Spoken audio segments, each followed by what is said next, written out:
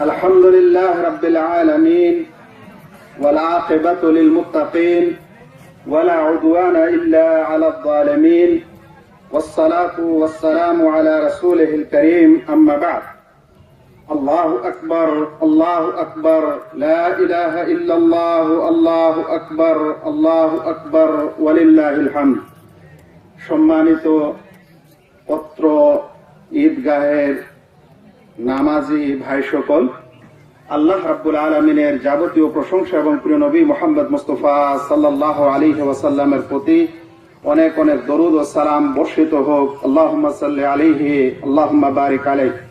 ভাই সকল, এটাই আমাদের ঈদ, এটাই আমাদের খুশির দিন, এটাই আমাদের আল্লাহ রাব্বুল আলামিন প্রদত্ত একটি খুশির দিন, যেটা এক মাস সিয়াম সাধনা বা সিয়াম পালনের পর আল্লাহ রাব্বুল আলামিন আমাদেরকে প্রদান করেছেন। মনে রাখবেন, প্রিয় নবী মুহাম্মদ মুস্তাফা সাল্লাল্লাহু আলাইহি ওয়াসাল্লাম যখন হিজরত করে মদিনায় গেছিলেন, তখন মদিনাবাসীকে দেখলেন তারা বছরে 2 দিন খেলাধুলা করে আনন্দ ফুর্তি করে। ওই সময় আল্লাহ রাসূল সাল্লাল্লাহু আলাইহি সাল্লাম এবং তার সাথীগণ, এই মুসলিমদের প্রথম আগমন ঘটেছে মদিনায়। মদিনাবাসীরা এই খেলাধুলা করে বছরে 2 দিন। সেই সময় আল্লাহ রাব্বুল আলামিন আমাদেরকে এই ঈদ প্রদান করেছিলেন। আল্লাহ রাসূল সাল্লাল্লাহু আলাইহি সাল্লাম বলছেন, ইন্নাল্লাহা কাদ আবদালাকুম বিহিমা খায়রাম মিনহুমা ইয়াউমাল আযহা ওয়া ইয়াউমাল ফিতর। আল্লাহ রাব্বুল আলামিন তোমাদেরকে ওই 2 দিনের চাইতেও উত্তম দিন দিয়ে দিলেন, ওর বদলে দিলেন। একটা হলো ঈদুল ফিতর আর একটা হলো ঈদুল আযহা। হাদিসটিকে আবু দাউদ বর্ণনা করেছেন।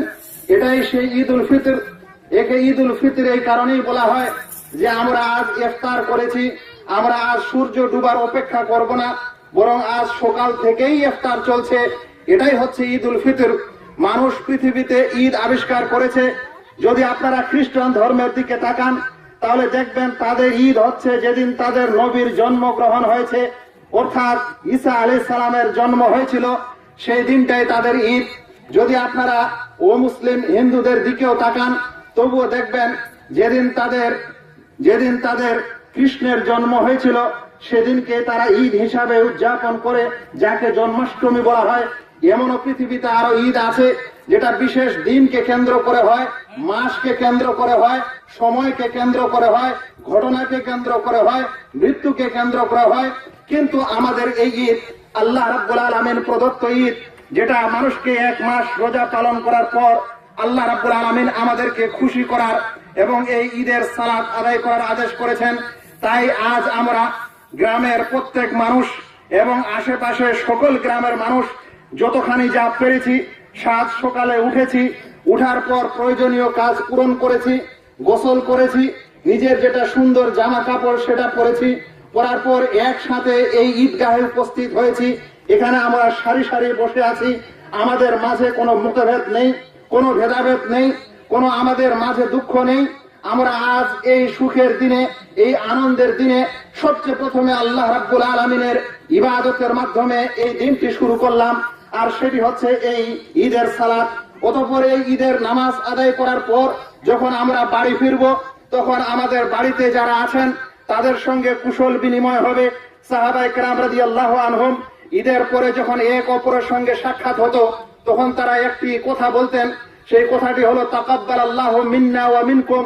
আল্লাহ তাআলা আমাদের এবং তোমাদের পক্ষ থেকে সৎ আমলগুলি কবুল করুক, গ্রহণ করুক। এই ঈদ সম্ভাষণ তারা এক অপরকে জানাতেন। আমরা আজ এই সম্ভাষণ জানাবো। যদি আমাদের সমাজে এই কথা না থাকে, ঈদ মোবারক ইত্যাদি থাকে, আমরা এক অপরকে জানাতে পারি, বলতে পারি। আমরা এই দিনে খুশি করব, সেজন্য খাবার দাবার যেটা আমরা সাধারণ খাই সেটা আজকে ভালো করে খাবো, কোনো অসুবিধা নেই। আমরা বাচ্চা কাচ্চাদের ঈদের হাদিয়া ও তোহফা দেব, যেটাকে ঈদিয়া বলা হয়। আমরা এই দিনে আমাদের সকল ভেদাভেদ ভুলে এক অপরের সঙ্গে মিলেমিশে থেকে আবার পুনরায় এভাবেই জীবন যাপন করার প্রতিজ্ঞা করব। এটাই হচ্ছে ঈদ। আল্লাহ রাসূল সাল্লাল্লাহু আলাইহি ওয়াসাল্লাম আবু বকর রাদিয়াল্লাহু তাআলা আনহুকে একবার বলছেন, লিকুল্লি কওমিন ঈদ ওয়া হাযা ঈদুনা। প্রত্যেক কওম, প্রত্যেক জাতির ঈদ রয়েছে, খুশির দিন রয়েছে, আর এটা হচ্ছে আমাদের খুশির দিন। তাই আপনারা খুশি করুন এবং এই ঈদ উদযাপন করুন। আল্লাহ তাআলার ইবাদতের মাধ্যমে এবং সৎ কাজের মাধ্যমে, তাকাব্বালাল্লাহু মিন্না ওয়া মিনকুম বলার মাধ্যমে আল্লাহু আকবার, আল্লাহু আকবার, লা ইলাহা ইল্লাল্লাহু, আল্লাহু আকবার, আল্লাহু আকবার, ওয়ালিল্লাহিল হামদ। ভাই সকল, প্রিয় নবী মুহাম্মদ মুস্তাফা সাল্লাল্লাহু আলাইহি ওয়াসাল্লাম একদিন তার সাহাবীদেরকে দিকে লক্ষ্য করে বলছেন যে আশ-শাহরু হাকাযা হাকাযা হাকাযা। প্রথমে বলছেন ইন্না কওমুন উম্মিয়া, ইন্না কওমুন উম্মিয়া লা নাকতুবু ওয়া লা নাহসিব, আশ-শাহরু হাকাযা হাকাযা হাকাযা। হাতের দিকে লক্ষ্য করেন। আল্লাহ রাসূল বলছেন যে আমরা হচ্ছি নিরক্ষর জাতি, মাস এরকম হয়, এরকম হয়, এরকম হয়। বলুন তো এটা কতটা হলো? 3 × 10 = 30 হলো। তারপরে বলছেন ওয়া হাকাযা হাকাযা, তৃতীয়বারে বুড়া আঙ্গুলটা চেপে ধরেছেন, বলছেন ওয়া হাকাযা। বলেন তো কত হলো? 29। আল্লাহ রাসূল সাল্লাল্লাহু আলাইহি ওয়াসাল্লাম শিক্ষা দিচ্ছেন সহজ পদ্ধতিতে যে মাস 30 হয়, আবার মাস 29 হয়। আজ আমাদের এই রোজার মাস 29 হয়েছে। কিছু মানুষ আমরা সমালোচনা করি যে হয়তো আমরা একদিন পরে রোজা ধরেছি। কেউ আবার মনে মনে ভাবে যে মনে হয় 29টা রোজা হলো, কিন্তু শরিয়ার দৃষ্টিতে মাস হচ্ছে 29 হয়, মাস 30 হয়। তাই আল্লাহ রাসূল সাল্লাল্লাহু আলাইহি ওয়াসাল্লাম বলছেন আশ-শাহরু হাকাযা ওয়া হাকাযা ওয়া হাকাযা মানে 30 হয়, ওয়া হাকাযা ওয়া হাকাযা ওয়া হাকাযা মানে 29 হয়। তাই সংখ্যার দিক দিয়ে যদি এটা 29 হয়, আল্লাহ রাব্বুল আলামিনের কাছে এটা 1 মাস পূর্ণ। আমরা পূর্ণ 1 মাস রোজা করেছি এবং এই পূর্ণ 1 মাসের সওয়াব আল্লাহ রাব্বুল আলামিন আমাদেরকে অবশ্যই দিবেন। ভাইরা, এই হাদিসে একটি বড় শিক্ষা রয়েছে। আল্লাহ রাসূল বলছেন যে আমরা হচ্ছে নিরক্ষর উম্মত। আল্লাহ রাসূল বলছেন আমরা হচ্ছে নিরক্ষর উম্মত, আমরা লেখাপড়া জানি না, অথচ তিনি মানুষকে অঙ্ক শিখাচ্ছেন যে 10, 20, 30, 10, 20, 9, 29। তাহলে যে কম, যে জাতি লেখাপড়া জানে না, সে আবার অঙ্ক হিসাব কিভাবে শিখায়? এই হাদিসটার মর্ম হচ্ছে যে আমরা এই গণিতিক যে জগতে অ্যাস্ট্রোলজি ও জ্যোতিষবিদ্যা রয়েছে, গণিত জ্যোতিষ হোক বা ফলিত জ্যোতিষ, এবং সূর্য চন্দ্রের নড়ানড়ি ও এক স্থান থেকে আরেক স্থানে গমন, আর ওর কারণে মাসের পরিবর্তন ইত্যাদি, এত সকল কিছু বুঝি না। তবে আমরা সোজা হিসাব এটাই জানি যে মাস 29 হয় এবং মাস 30 হয়। তাই মাস আমাদের 29 হোক কিংবা মাস আমাদের 29 হোক, সবই আমাদের আল্লাহ রাব্বুল আলামিনের কাছে এটা 1 মাস পূর্ণ মাস। চাঁদ উঠেছে, 29 হয়েছে, আমাদের মনে ও অন্তরে কোন রকম দ্বিধা থাকবে না। আল্লাহু আকবার, আল্লাহু আকবার, লা ইলাহা ইল্লাল্লাহু, আল্লাহু আকবার, আল্লাহু আকবার, ওয়ালিল্লাহিল হামদ। ভাই সকল, এই পৃথিবীর মানুষ সকলে আমরা যে বড় উদ্দেশ্যে সৃষ্টি হয়েছি, সেই উদ্দেশ্যটা হচ্ছে যে আমরা একমাত্র আল্লাহ রাব্বুল আলামিনের ইবাদত করব। আল্লাহ তাআলা কোরআনে বলছেন ওয়ামা খালাকতুল জিন্না ওয়াল ইনসা ইল্লা লিয়াবুদুন, আমি জিন এবং ইনসানকে একমাত্র আমার ইবাদতের উদ্দেশ্যে তৈরি করেছি। তাই ইবাদত হচ্ছে আমাদের জীবনের উদ্দেশ্য ও লক্ষ্য। মনে রাখবেন, এই লক্ষ্য যতদিন পর্যন্ত মওত ও মৃত্যু আসবে না, ততদিন পর্যন্ত এই লক্ষ্যে আমাদের থাকতে হবে। তাই আল্লাহ তাআলা অন্য আয়াতে বলছেন, তাই মহান রব্বুল আলামিন অন্য আয়াতে বলছেন ওয়াবুদ রাব্বাকা হাত্তা ইয়াতিয়াকাল ইয়াকিন, তোমরা তোমার রবের ইবাদত করো যতক্ষণে তোমাদের মৃত্যু না আসে। আমাদের জীবনের উদ্দেশ্য হলো আল্লাহর ইবাদত করা, ইবাদত করতে হবে মৃত্যু আসা পর্যন্ত। এটাই হচ্ছে মানুষ তৈরির এবং মানুষ এই পৃথিবীতে সৃষ্টির মূল উদ্দেশ্য। কারণ মনে রাখবেন, যদি আজ রমজান মাস আমাদের কাছে এসেছিল, তো শুধু রমজান মাস ইবাদতের জন্য আসেনি, বরং আমরা সত্যিকারে ইবাদতের উদ্দেশ্যেই তৈরি হয়েছি। কিন্তু রমজান মাস আমাদের মাঝে একটা সুযোগ ছিল, আমাদের মাঝে একটা অফার ছিল যে 11 মাসের চাইতে একটা উত্তম মাস আমাদের কাছে এসেছে, যেই মাসের ইবাদত, যেই মাসের সিয়াম ও কিয়াম বিগত দিনের গুনাহ ক্ষমা হওয়ার কারণ হতে পারে। তাই রাসূল করিম সাল্লাল্লাহু আলাইহি ওয়াসাল্লাম বলছেন মান সামা রমাদানা ঈমানান ওয়া ইহতিসাবা গুফিরা লাহু মা তাকাদ্দামা মিন যামবি, যে ব্যক্তি ঈমানের সাথে সওয়াবের আশায় এই এক মাসের রোজা রাখবে তার বিগত সকল গুনাহ ক্ষমা করা হবে। আমার কথাগুলির অর্থ হচ্ছে এই যে ইবাদতের উদ্দেশ্যে আমরা সৃষ্টি হয়েছি, তাই 12 মাসেই আমাদের ইবাদত চলবে, সারা জীবন আমাদের ইবাদত চলবে। রোজার মাসটা একটা অফার, রোজার মাসটা একটা সুযোগ এসেছিল। এই সুযোগে যারা নিজের ক্ষমা করতে পেরেছেন, গুনাহগুলির ক্ষমা হয়েছে, তারা অবশ্যই সৌভাগ্যবান। আর যাদের ক্ষমা হয়নি তাদের ধ্বংস হোক। প্রিয় নবী মুহাম্মদ মুস্তাফা সাল্লাল্লাহু আলাইহি সাল্লাম নিজেই বলেছেন, আল্লাহু আকবার, আল্লাহু আকবার, লা ইলাহা ইল্লাল্লাহ, আল্লাহু আকবার, আল্লাহু আকবার, ওয়ালিল্লাহিল হামদ। খুবই দুঃখ লাগে যখন রমাদান মাসে মসজিদে আপনারা ঢুকেন, তখন মনটা ভরে যায়। পুরা মসজিদ ভর্তি হয়ে গেছে, মানুষেরা ইফতারের সময় এত বেশি সংখ্যায় এসেছে যে মসজিদে জায়গা নেই, তারাবির সময় এত বেশি সংখ্যায় এসেছে যে মসজিদে জায়গা নেই। কিন্তু খুবই দুঃখ লাগে, যেদিন এই ঈদের চাঁদটা উঠেছে তারপরেই এশারের নামাজ পড়তে যান, দেখবেন মসজিদ ফাঁকা হয়ে গেছে। এটা আমাদের করুণ অবস্থা, এটাই আমাদের মুসলিম সমাজের চিত্র। যদি আমরা সত্যিকারেই এরকমই ইবাদত করি, তাহলে হয়তো আমাদের এই রোজা আর এই সিয়াম কোনদিন আল্লাহর দরবারে ওই কাজে দিবে না যে কাজের জন্য এই সিয়াম এবং রোজা এই পৃথিবীতে মানুষকে দেওয়া হয়েছে। কারণ আমরা যদি এই উদ্দেশ্যে আল্লাহর কাছে ইবাদত করি যে এই মাসটা ইবাদত করব মাত্র, তারপরে আর ইবাদত করব না, বলেন তো আপনার আমার অন্তরের এই কথাটা কি আল্লাহ রাব্বুল আলামিন জানেন না?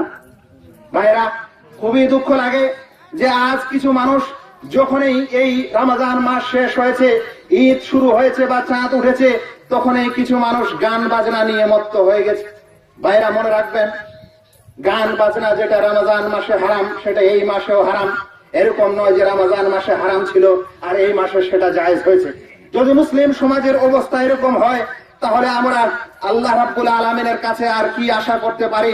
এরকম মৌসুমী ইবাদতকারী, সিজনাল ইবাদতকারী ভাইদের চিন্তা করা দরকার যে ইবাদত কোনোদিন মৌসুমের সাথে খাস হয় না, ইবাদত কোনোদিন বিশেষ সিজনের সাথে খাস হয় না।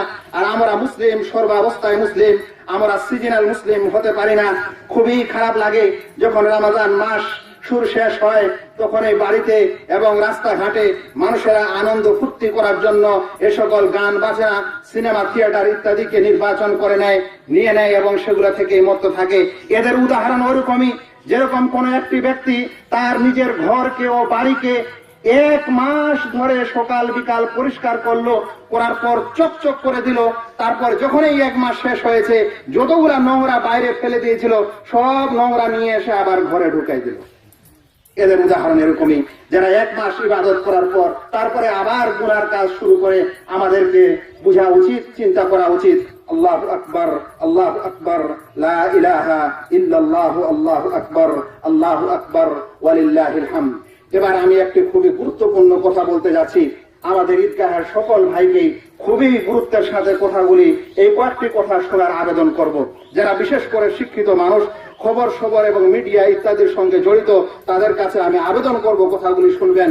এই বিশ্বে যখন প্রথম ইসলাম এসেছিল, তখন মুসলিমরা দলে দলে বিভক্ত হয়নি, তখন সকলেই এক মুসলিম হয়েছিল। তাদের নবী এক, তারা মুসলিম, এটাই তাদের পরিচয় ছিল। কিন্তু দুঃখের বিষয় বলতে পারেন বা আল্লাহ তাআলার এই পৃথিবীতে নিয়ম বলতে পারেন যে নবী করিম সাল্লাল্লাহু আলাইহি সাল্লাম ভবিষ্যৎবাণী করেছিলেন যে ইহুদি ও খ্রিস্টানরা 72 দলে বিভক্ত হয়েছে, আর আমার উম্মত মানে এই মুসলিমরা 73 দলে বিভক্ত হবে। তার মানে ওদের চাইতেও বেশি দলে বিভক্ত হবে। এটা আল্লাহ রাসূল সাল্লাল্লাহু আলাইহি সাল্লাম আগেই ভবিষ্যৎবাণী করেছিলেন।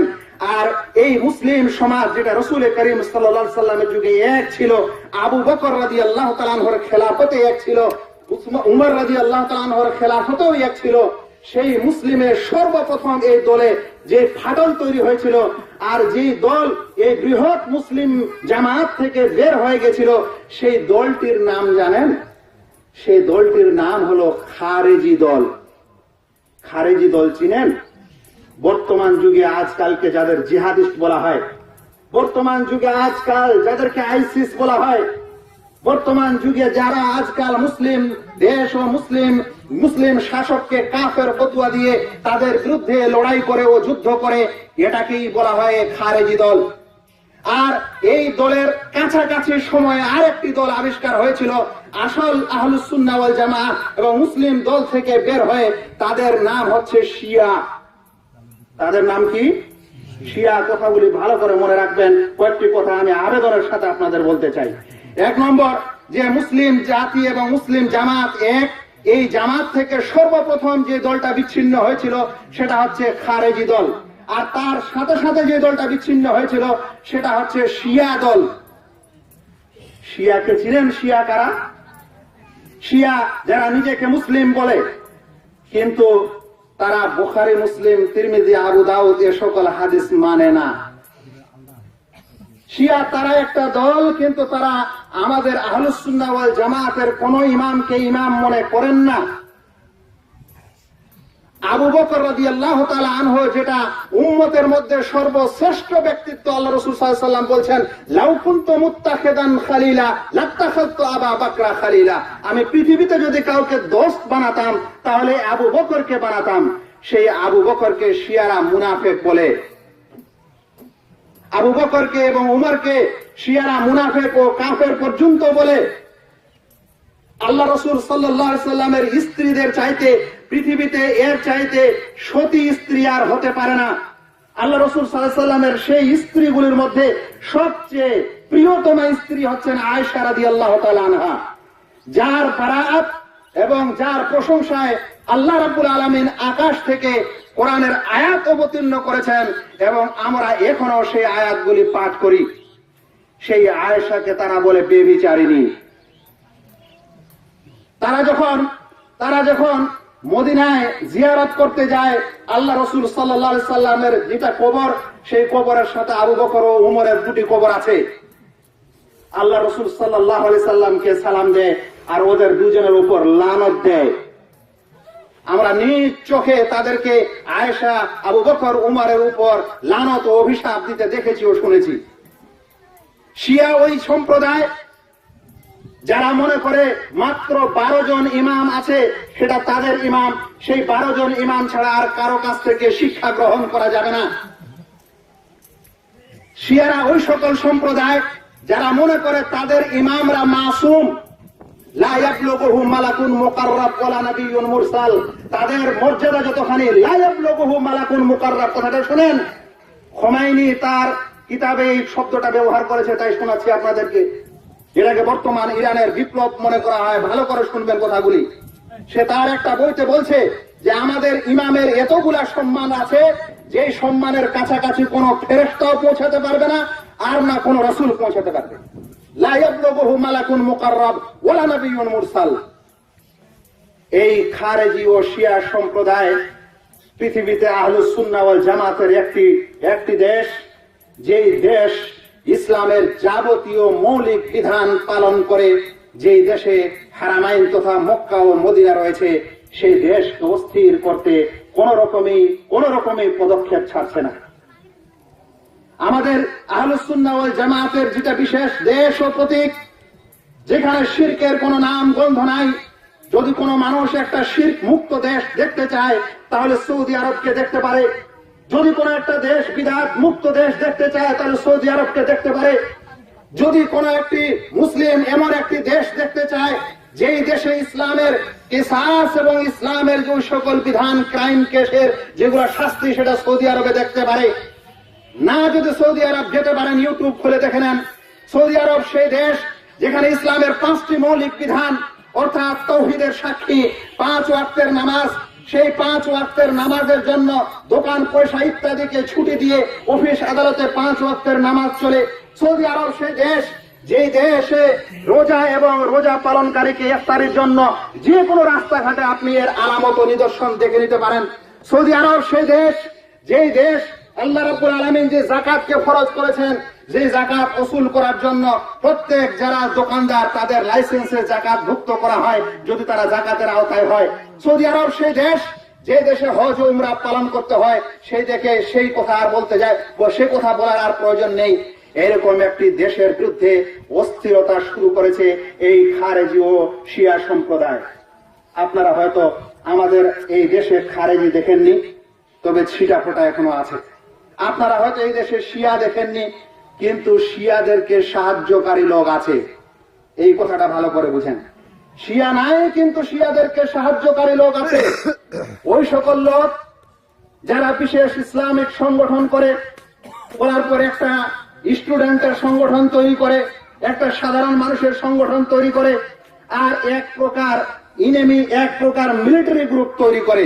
আপনারা জানেন এই সংগঠনকে? আর সরকারি মানুষ থাকলে আমি ভালো করে বুঝাতাম। এই সংগঠন আমাদের মুসলিমদের তা তৈরি করা সংগঠন। জানেন এই সংগঠনের আবিষ্কার কোথায় হয়েছিল?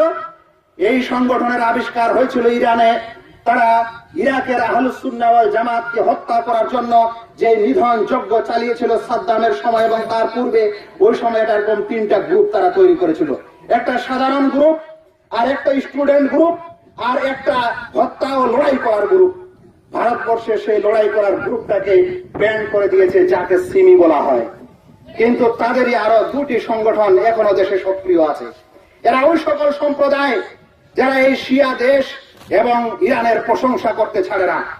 তারা নিজে জানে না যে আমরা কি। যারা আহলুস সুন্নাহর দরদ বুঝে না, যারা আহলুস সুন্নাহর ইতিহাস বুঝে না, যারা আহলুল হাদিসের দরদ বুঝবে না, তারা এরকম সংগঠনে যাবে।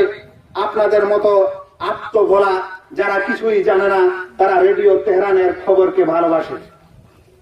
আর রেডিও তেহরানের সব সময় সৌদি আরবের বিরুদ্ধে বিষোদ্গার করা হয়।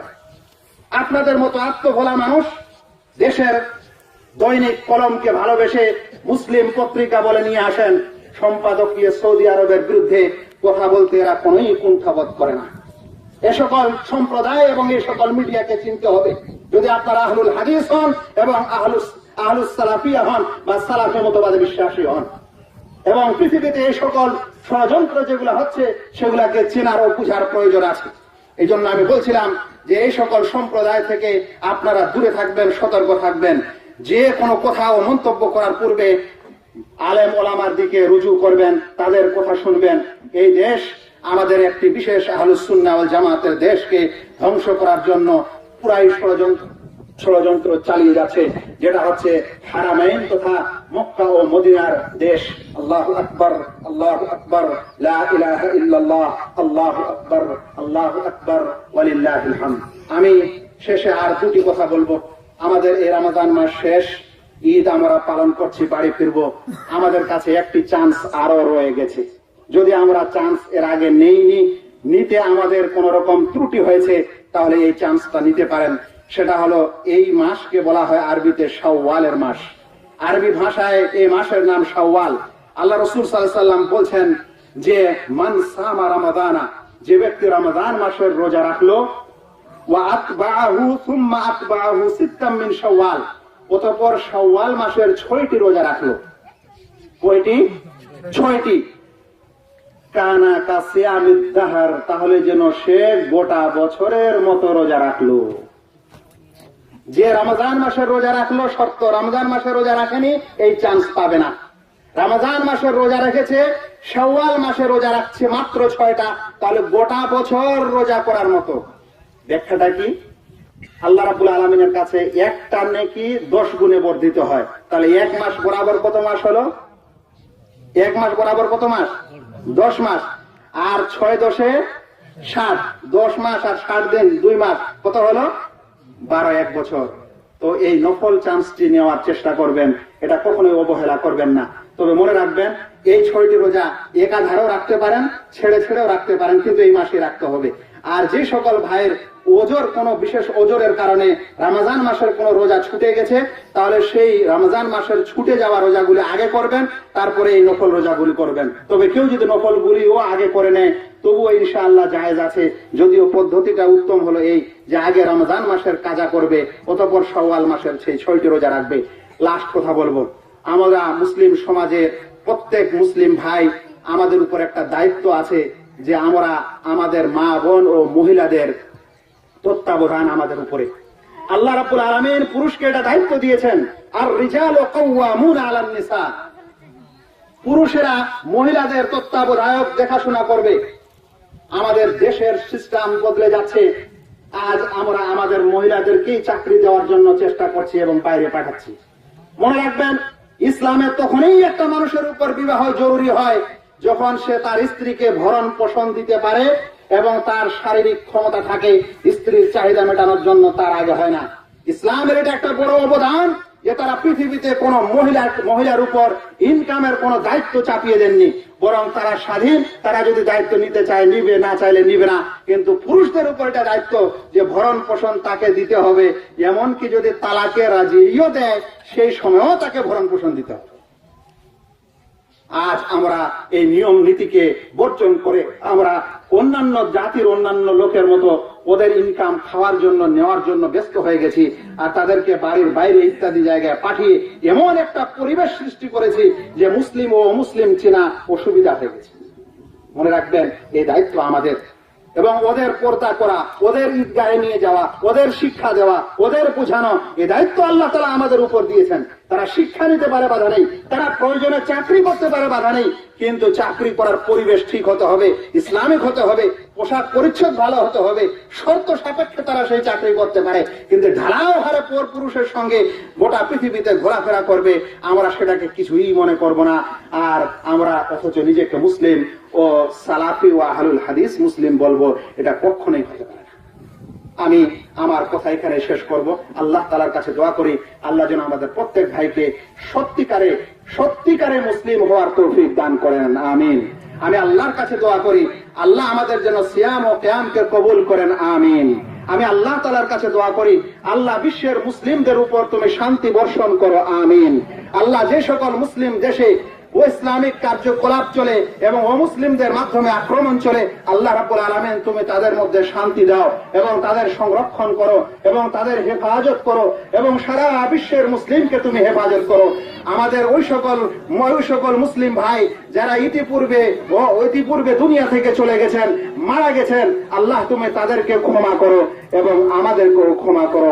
আল্লাহু আকবার, আল্লাহু আকবার, লা ইলাহা ইল্লাল্লাহ, আল্লাহু আকবার, আল্লাহু আকবার, ওয়ালিল্লাহিল হামদ।